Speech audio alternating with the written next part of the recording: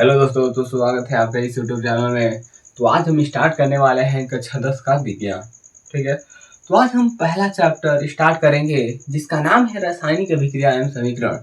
तो कक्षा 10 वाले ध्यानपूर्वक इसे पढ़िएगा और समझिएगा। आज की वीडियो में पहला जो चैप्टर है आपका पूरा कंप्लीट कराया जाएगा, कोई भी डाउट आपको नहीं छोड़ा जाएगा। ठीक है, यदि आपका डाउट हो तो कमेंट करके डाउट को पूछ सकते हैं। ठीक, तो आइए स्टार्ट करते हैं और जानते हैं रासायनिक अभिक्रिया एवं समीकरण क्या होते हैं। तो पार्ट का नाम है आपका रासायनिक अभिक्रिया एवं समीकरण, सभी को तो पता है।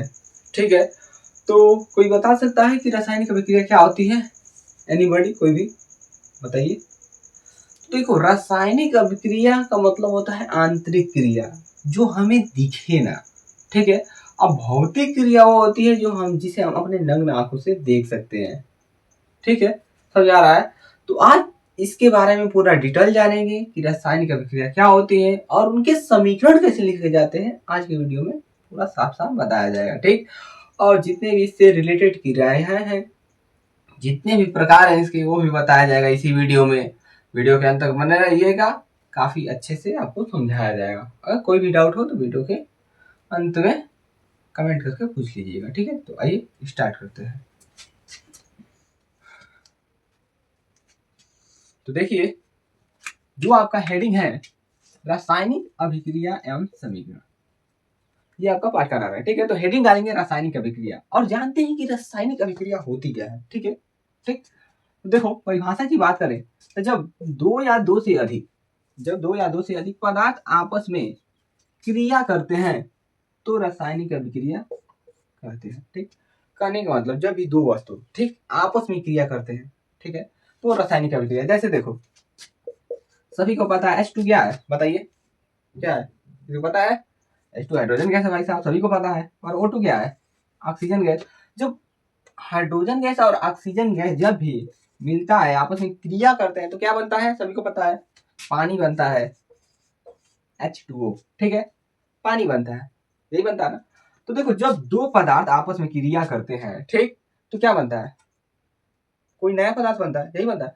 जब दो पदार्थ आपस में क्रिया कर रहे हैं ना, ये हाइड्रोजन अलग है, ऑक्सीजन अलग है, जब ये दोनों आपस में क्रिया कर रहे हैं तो नया पदार्थ क्या बना है? पानी। वैसे यदि उदाहरण की बात करें इसमें, तो देखो लोहे पर जंग लगना।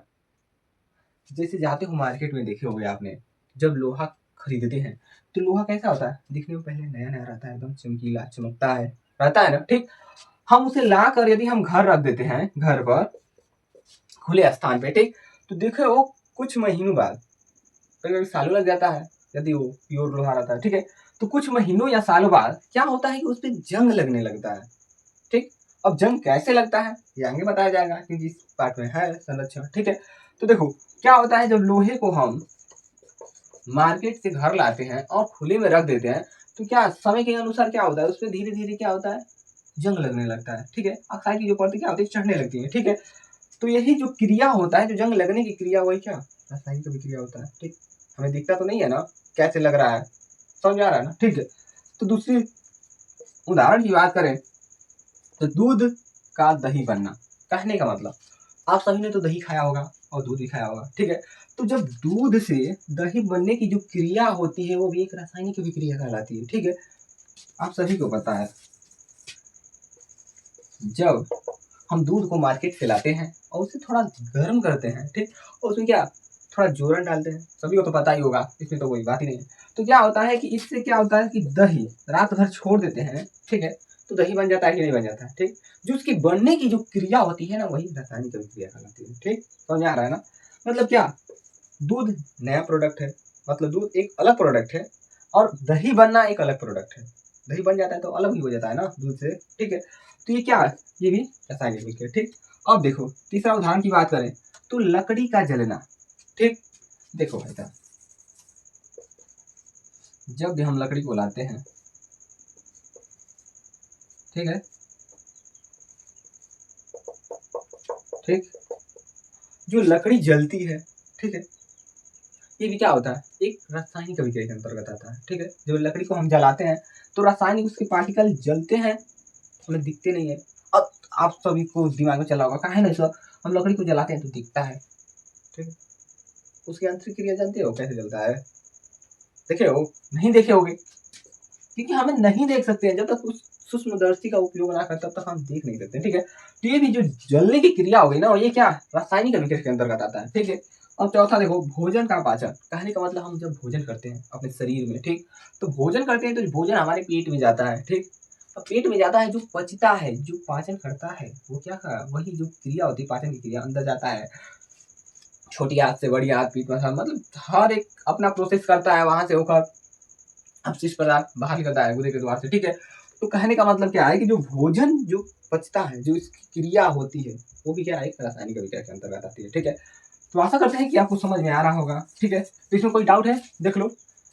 जब दो या दो से अधिक पदार्थ, कहने का मतलब जब दो हो या दो से अधिक पदार्थ हो, ठीक, और आपस में क्रिया करके नया पदार्थ बनाते हो, ठीक, वही रासायनिक अभिक्रिया कहलाता है, ठीक है। इतनी बात समझ, बहुत छोटी सी तो बात है यार। तो दो या दो से अधिक पदार्थ आपस में क्रिया कर लेते हैं, ठीक, और क्रिया करने के बाद एक नया पदार्थ बना लेते हैं, वही रासायनिक अभिक्रिया कहलाता है, ठीक है।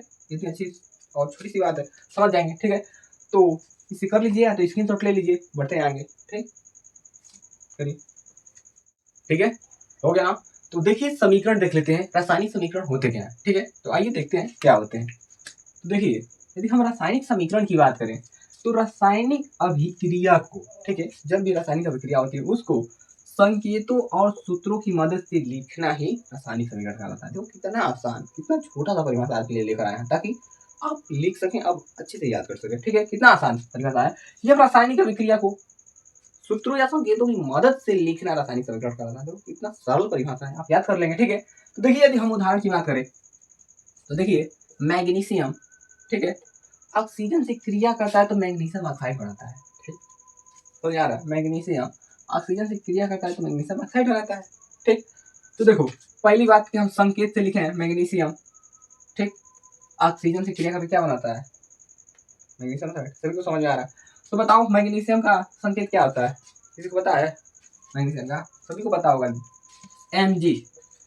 Mg क्या होता है? Mg मैंगो नहीं, मैग्नीशियम होता है, ठीक है, Mg, ठीक, समझ आ रहा है। और ऑक्सीजन क्या होता है? O2। अब आपके दिमाग में ये चल रहा होगा कि सर O2 कैसे होता है, ऑक्सीजन का तो हमने O पढ़ा था। सही बात है भाई, तुम तो O पढ़े थे, लो वही कर दे रहा है, ठीक। तो देखो, हम आपको एक बात बता दे रहे हैं, ठीक है। जब भी गैस हो, कोई भी गैस हो, ठीक है ना, अगर वो सिंगल हो, समझ आ रहा है ना, कोई भी गैस यदि सिंगल हो तो उसके नीचे हमेशा दो लगाते हैं। इतना मेरी बात को बस याद रखना, बाकी आप कहीं गलत नहीं करेंगे, ठीक है। कोई भी हो, आप हाइड्रोजन गैस को ही देखेंगे तो H2 लगा रहेगा, समझ आ रहा है ना। तो कहने का, नाइट्रोजन को भी देखेंगे तो N2 लगा रहेगा। गैस जब भी रहे ना, तो उसके नीचे हमेशा दो लगा देते हैं, ठीक। तो देखो मैग्नीशियम, ठीक, ऑक्सीजन से जो क्रिया कर रहा है, अब क्रिया करके क्या बना रहा है भाई साहब, बताओ, मैग्नीशियम का ऑक्साइड, ठीक, समझ आ रहा है, मैग्नीशियम का ऑक्साइड दोनों को जोड़ दिया, ठीक। अब तुम्हारे दिमाग में सर ये कैसे जोड़ती हैं, कैसे बनाया है, अब यदि ये जानना चाहते हो तो कमेंट करो। इससे रिलेटेड हम एक और वीडियो लाएंगे जिसमें यह आपको बताएंगे कि सूत्रों को ऐसे कैसे लिखा जाता है, ठीक, समझ आ रहा, कि सूत्रों को ऐसे कैसे लिखा जाता है। आप सर कैसे लिख रहे हैं हमें भी बताइए, तो कमेंट करो, फार्मूला कैसे लिखें, ठीक है। तो उसके लिए हम अलग से वीडियो बनाएंगे और बताएंगे उसमें कि कैसे सूत्रों को ऐसे लिखा जाता है, कैसे क्या उसका प्रोसेस रहता है, क्या उसमें फार्मूला रूल लगता है, ठीक है। तो देखिए इसमें क्या दिया है, तो मैग्नीशियम ऑक्सीजन से क्रिया करके मैग्नीशियम ऑक्साइड, तो इसे हम क्या संकेत, मैग्नीशियम संकेत Mg, oxygen O2, magnesium oxide का संकेत ये, ठीक। इसी से लिखना रासायनिक अभिक्रिया हो रही है कि मैग्नीशियम ऑक्सीजन से क्रिया करके मैग्नीशियम ऑक्साइड बना रहा है, ये क्रिया हो रही है, और उसको हम सूत्र और संकेतों की मदद से क्या लिखे, देखो संकेत तो ये हो गया इसका, इसका ये सूत्र हो गया ना, सूत्र ही बना है ना, ठीक है। तो यही बनना क्या हो गया, रासायनिक समीकरण, बस यही आसान बात है, बाकी और कुछ नहीं, ठीक है, समझा रहा, ठीक है। तो देखिए आपके लिए एक बात बता दे रहे हैं, जो ये तीर होता है ना, ठीक, तीर हमेशा समीकरण को दर्शाता है, ठीक, समझ आ रहा है, तीर हमेशा समीकरण को दर्शाता है। और दूसरी बात यह है कि तीर के जो पीछे का जो ये वाला हिस्सा होता है, ठीक, समझने वाली बात है, ठीक है, इससे भी प्रश्न आता है। देखो तीर के जो ये पीछे वाला हिस्सा है, इसे हम कहते हैं अभिकारक, अभिकारक, ठीक। जो तीर के जो पीछे का हिस्सा है उसे हम अभिकारक कहते हैं, और जो आगे का ये वाला हिस्सा है, ठीक, इसे हम क्या कहते हैं, उत्पाद कहते हैं, ठीक, समझ में आ रहा है ना। कहने का मतलब वो जो क्रिया कर रहा है उसे अभिकारक कहेंगे, और जो बन रहा है, ठीक, उसे हम क्या उत्पाद कहेंगे। बस इतनी छोटी सी बात आप याद कर लीजिए, ठीक। क्योंकि यह आपके जो आगे चल के इसी में, ठीक, संतुलित समीकरण आएगा, उसमें क्या यह अभिक्रिया को संतुलित करने के लिए काफी काम आएगा, अभिकारक और उत्पाद, ठीक है। ऐसे इसे लेफ्ट साइड कर सकते हैं, इसे राइट साइड भी कर सकते हैं, ठीक है, समझ आ रहा। इसे बायां पक्ष, इसे दायां पक्ष भी कर सकते हैं, मतलब 3-4 प्रकार के नाम होते हैं, ठीक है, बता दे रहे हैं। पहले तो अभिकारक उत्पाद कहते हैं, ठीक। इसे राइट, इसे लेफ्ट कर सकते हैं, ठीक। इसे दायां पक्ष, इसे बायां पक्ष, ये भी कर सकते हैं, ठीक है। आपको इतनी बात समझ आ रही है तो समझ में आ गया कि रासायनिक समीकरण क्या होता है, कि जब रासायनिक अभिक्रिया को उसके सूत्रों और संकेतों के रूप में लिखना, उसकी मदद से, ठीक, रासायनिक समीकरण कहलाता है, ठीक है। तो आप इसे कर लीजिए, बढ़ते हैं अगले टॉपिक की तरफ और देखते हैं आपका अगला टॉपिक क्या है। तो इसका स्क्रीनशॉट ले लीजिए तो कर लीजिए, ठीक हो गया ना। ठीक है, तो अगला टॉपिक देखिए क्या है। आपका अगला टॉपिक है संतुलित रासायनिक समीकरण, ठीक है।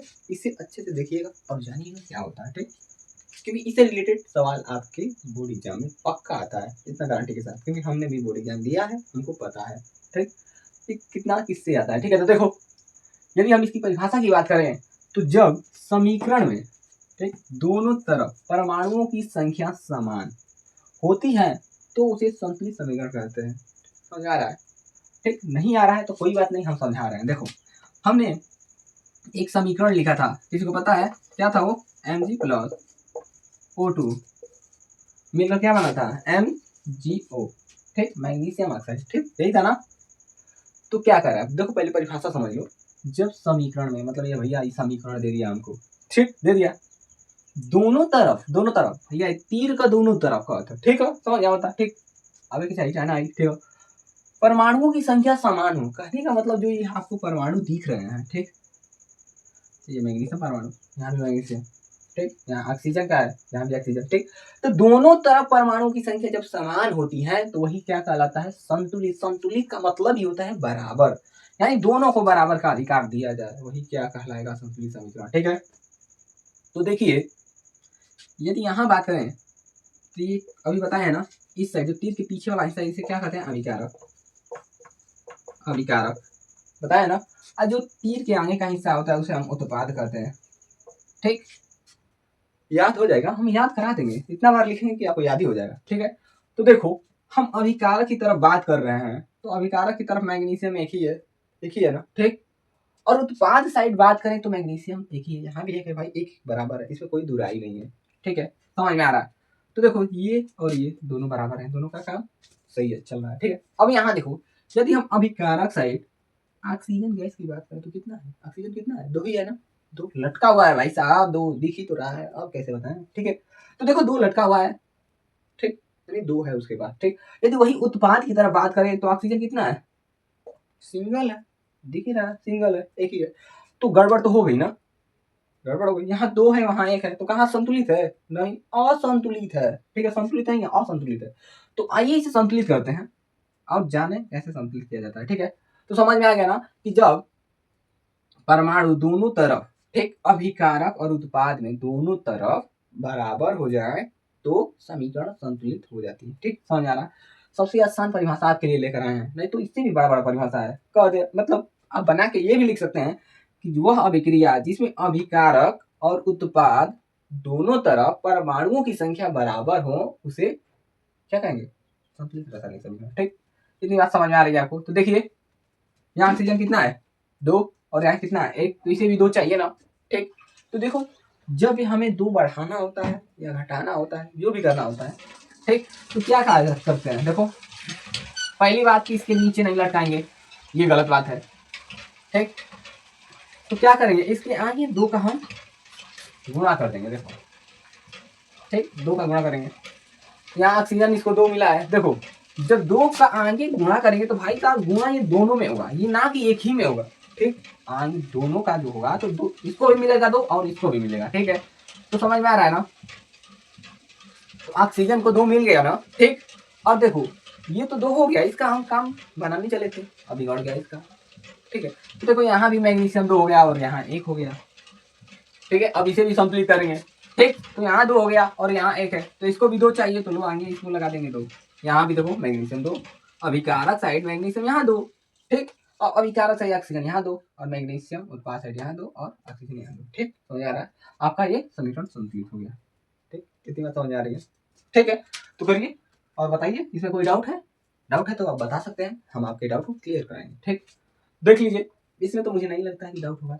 ठीक, ठीक है, तो देखिए एक और उदाहरण की बात कर ले रहे हैं आप ही के सामने।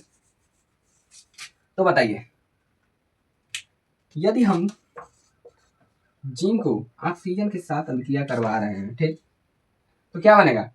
बताओ, किसी को पता है? जिंक का ऑक्साइड बनेगा। ठीक,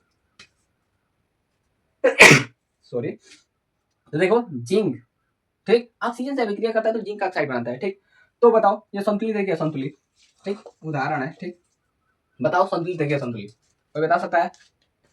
ठीक, आपको बस यह देखना है कि दोनों तरफ परमाणु क्या बराबर है। आप सॉरी जिंक की बात करें तो यहाँ एक है, यहाँ एक है, बराबर है। जब एगो बराबर हो जी तो एक मतलब नहीं कि कुल बराबर होगा। ठीक है, ये मत समझिए कि एगो बराबर तो संतुलित बा, सबके चेक करे के बाद सबके बराबर का अधिकार देवे के बाद। ठीक है, तो ऑक्सीजन देखिए कितना बा? 2 बा, एक बा, संतुलित नहीं। ठीक है, संतुलित करो, सेम इसी के जैसा तो है। क्या करना है? देखो यहाँ पे ऑक्सीजन कितना है? 2 है, इसको भी 2 चाहिए भाई, तो 2 चाहिए तो लो, इसका 2 दे रहे हैं। तो जब इसे 2 देंगे तो इसका भी 2 बढ़ जाएगा, बढ़ जाएगा 2। तो जब इसका 2 बढ़ गया तो भाई साहब इसको भी तो बढ़ाना पड़ेगा, पड़ेगा ना।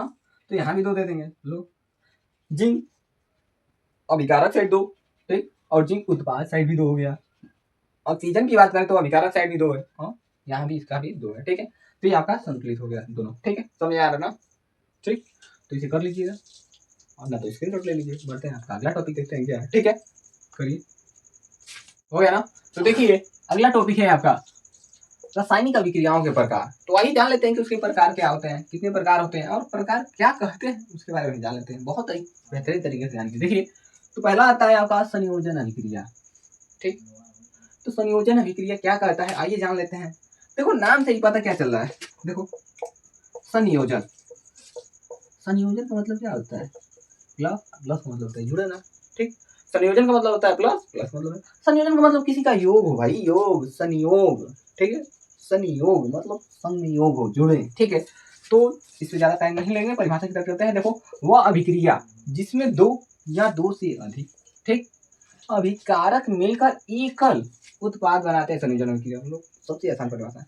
कहने का मतलब जब 2 अभिकारक मिलकर या 2 से अधिक, 2 या 2 से अधिक अभिकारक, बस सिंगल यानी एकल, सिंगल वही एकल यानी सिंगल यानी एक ही उत्पाद बनाते हो, वही संयोजन अभिक्रिया कहलाता है। ठीक है, तो आइए उदाहरण की बात करते हैं। तो जिंक ऑक्सीजन के साथ अभिक्रिया करता है तो जिंक का ऑक्साइड बनाता है। ठीक है, समझ आ रहा है? तो इस साइड क्या है, आपको बताया ना कि इस साइड क्या होता है? अभिकारक, और इस साइड जो बनता है उसे क्या कहते हैं? उत्पाद। ठीक, समझ आ रहा है ना? अभिकारक और उत्पाद। ठीक है, तो मैंने क्या कहा? देखो मैंने क्या परिभाषा ही खुद कह रहा है, जब 2 या 2 से अधिक, भैया 2 2 बना और दोनों मिलकर सिंगल, एकल, देखो एक ही बना रहा है ना, तो यही अभिक्रिया का लगे संयोजन अभिक्रिया। बहुत आसान परिभाषा। ठीक है, तो देखो बताओ यह संतुलित है क्या? संतुलित है, कोई बता सकता है? बताओ। देखो पहली बात तो संतुलित तो दिख नहीं रहा है क्योंकि इसके नीचे 2 लटका हुआ है, जो कि यहाँ नहीं है। सही बात है, नहीं है ना? तो देखो इसे भी 2 चाहिए तो इसको आगे 2 दे देंगे, तो 2 देंगे तो इसका भी 2 बढ़ जाएगा। ठीक, जब 2 इसका बढ़ जाएगा तो इसको भी बढ़ाना पड़ेगा, तो लो इसके लिए आगे 2 देकर बढ़ा देंगे। सही, सब दोनों बराबर। देखो इसमें कोई डाउट है? बताइए। इसका भी 2, इसका भी 2, यहाँ भी 2, यहाँ भी 2। ठीक है, समझ आ रहा है ना? देखिए दूसरा उदाहरण इसी में कर लेते हैं। ठीक, यहाँ 2 हो जाएगा। तो देखो उदाहरण,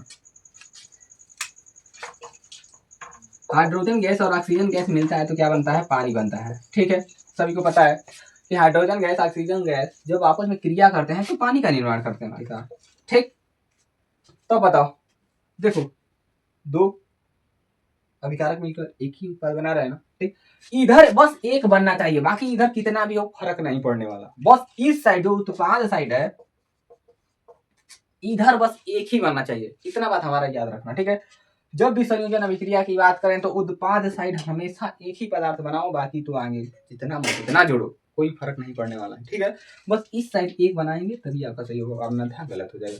ये नहीं कि इसको बना दिए आप पीछा से निकाल दिए H2 चाहे O2 जो भी है गैस निकाल दिए, ये ना, ये गलती कब करी हम। ठीक है ना, बस एक ही बने के चाहिए, या तो हाइड्रोजन गैस बना दो या तो कुछ भी बना दो, बस एक ही बने के चाहिए। ठीक है, समझ आता? ठीक है, तो बताओ इसको संतुलित है क्या? संतुलित तो बता सकता है? बताओ। देखो यहाँ भी 2 है, इसके नीचे 2 लटका है, इसके नीचे भी 2 लटका है, यानी दोनों सही सही लटका दिए हैं। देखो 2 यहाँ भी है और 2 यहाँ भी है, यानी दोनों बराबर है। ठीक है, सभी को पता है यहाँ भी 2 ऑक्सीजन लटका हुआ है, यहाँ 2 नहीं लटका हुआ है।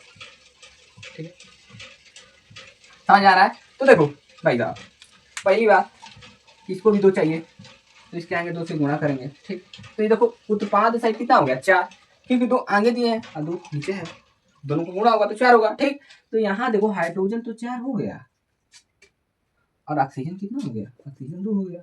ठीक, समझ आ रहा है। ऑक्सीजन इससे 2 से गुणा हुआ है तो 2 हो गया, और 2 और नीचे इसका हाइड्रोजन 2 है। ठीक, 2 2 4, समझ आ रहा है। ठीक है, अब यहाँ देखो, यहाँ तो हाइड्रोजन कितना है 2 है, और यहाँ ऑक्सीजन कितना है 2 है, तो 2 2 से बात तो बन नहीं रही है, कहाँ से कि 2 का ऑक्सीजन का ही बस बात चल रहा है यहाँ पे। ठीक, तो ऑक्सीजन का तो काम हो गया और हाइड्रोजन का बिगड़ गया, तो इसको भी तो सही करना पड़ेगा। देखो इसके आगे भी क्या करेंगे, लो भाई साहब तुम 2 ले लो, तुम 2 में खुश हो जाओ। ठीक है, तो इसको भी देखो 4 मिल गया, क्योंकि 2 गुणे 2 यानी इसको 4 4 2 4 2 यानी दोनों क्या बराबर हो गया। ठीक है, समझ आ रहा है, ये भी क्या हो गया संतुलित हो गया। ठीक, समझ आ रहा है। लो एक और उदाहरण दे रहे हैं, इसी में आ जाएगा तो ठीक ही है। देखो कैल्शियम ऑक्साइड प्लस पानी, कैल्शियम ऑक्साइड और पानी की क्रिया होता है तो कैल्शियम हाइड्रोक्साइड बनता है। ठीक, समझ आ रहा है।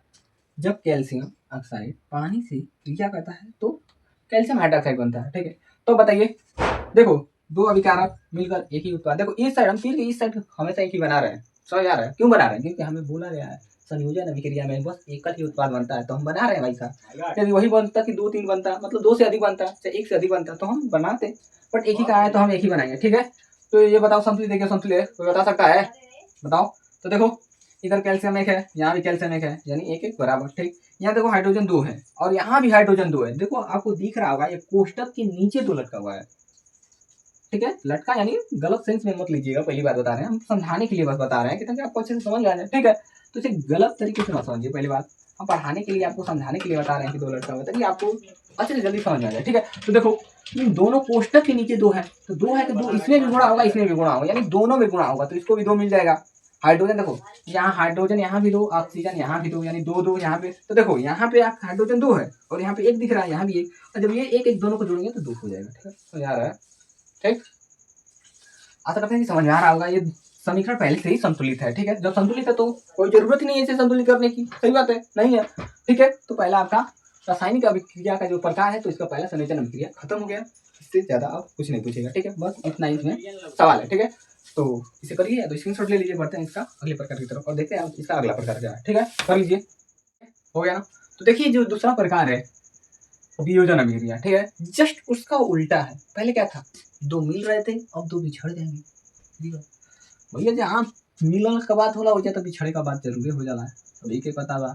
तो देखो परिभाषा की बात करेंगे तो वो अभिक्रिया जिसमें एकल अभिकारक टूट कर यानी बिछड़ कर, ठीक है, अलग होकर, टूट कर यानी अलग होकर 2 या 2 से अधिक उत्पाद बनाते हैं, अपघटन अभिक्रिया कहलाते हैं। देखो पहली बात, वियोजन और अपघटन दोनों से ही है, मतलब नाम होता है किसी के घर में एक लड़के का 2 2 नाम होता है, लड़कवा तो एक ही है, नमवा ना 2 है, तो देखो नमवा तो एक ही है बट कमवा तो सेम है, तो मतलब नाम तो अलग अलग है भाई साहब, बाकी कमवा तो एक ही है ना, इससे कोई मतलब नहीं है। देखो वियोजन आ जाएगा तो यही मतलब है, अपघटन आ जाएगा तो यही है। ठीक है, इसमें कंफ्यूज होने की कोई बात नहीं है। ठीक है, तो समझ में आ गया ना कि जब वो अभिक्रिया जिसमें एकल उत्पाद, भैया जब एक ही टूट जाएगी तो वो अलग अलग बिछड़ जाए, ठीक, तो वो क्या कहलाए, वियोजन अभिक्रिया या अपघटन अभिक्रिया। ठीक है, देखो उदाहरण की बात करें तो सभी को पता है कि जो तीर के पीछे का हिस्सा होता है उसे हम क्या कहते हैं, अभिकारक कहते हैं।